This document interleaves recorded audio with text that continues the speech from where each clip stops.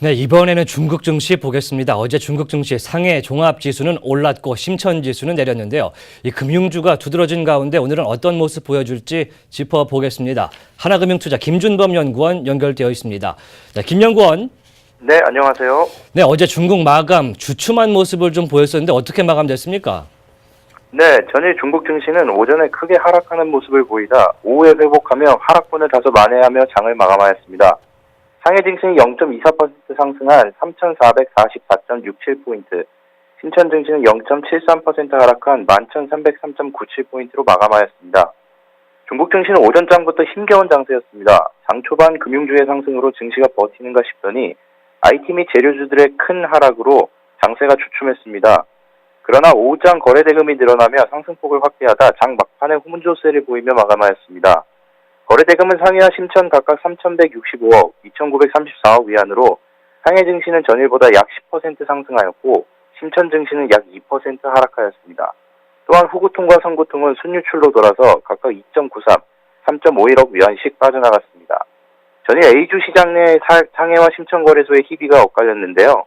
주된 요인은 상해 및 심천 거래소 모두 블록체인 관련주들에 대한 연관성 조사에 착수하면서 IT 업종 등 신흥산업 테마의 비중이 높은 심천 증시의 부담으로 작용하며 약세를 보였다고 풀이됩니다. 전일 위안화 환율은 달러당 6.4335 위안으로 고시되며 위안화 가치가 전 거래일 대비 0.13% 상승하여 달러 대비 위안화 가치가 하락했습니다. 예, 어제 시장부터 먼저 보고 있는데 확인해야 될 특징적인 업종이 어제 무엇이 있었을까요? 네, 어제 주목해야 할 업종으로는 증권과 은행 업종이었습니다. 어제 증시를 이끈 것은 역시 금융주였습니다. 먼저 증권 업종의 상승폭이 3.49%로 상승 업종 중 가장 큰 상승폭을 나타냈습니다. 국신증권의 경우 상한가를 기록하고 중국의 대형 증권사인 초상증권과 중신증권은 각각 9.04%, 3.41%로 상승하였습니다. 연일 거세지는 비트코인 관련 규제에 상대적으로 주식 투자에 자금이 몰릴 것으로 기대된 것으로 풀이됩니다. 또한 연일 상승을 이어가는 은행 업종도 1.93% 상승하며 상승 추세를 이어가는데요.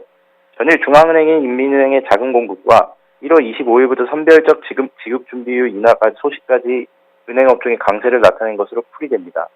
네, 미국에서는 기업 실적 발표가 이제 마무리 단계에 접어드는 그런 분위기인데 중국도 기업들의 실적 발표 기다리고 있는 중이죠? 네, 그렇습니다. 예. 현재 중국 증시의 경우 2017년 실적 발표를 기다리고 있는 상황이라 정책이나 이슈의 단기적인 등락이 일어나고 있는데요. 구체적인 실적 발표 전까지 조심스러운 움직임은 지속될 것으로 생각됩니다. 금일장에서는 IT 업종과 백주 업종들의 만회를 좀 눈여겨볼 필요가 있습니다.